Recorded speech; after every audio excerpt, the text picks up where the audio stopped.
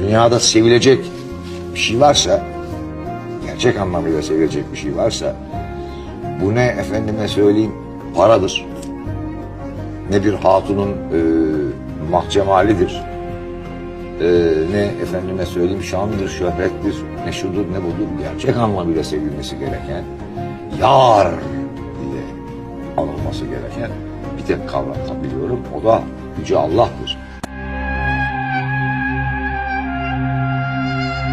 Dünyada sevilecek bir şey varsa, gerçek anlamıyla sevilecek bir şey varsa, bu ne efendime söyleyeyim paradır, ne bir hatunun mahcemalidir, ne efendime söyleyeyim şandır, şöhrettir, ne şudur ne budur. Gerçek anlamıyla sevilmesi gereken, yar diye anılması gereken bir tek kavram biliyorum, o da Yüce Allah'tır.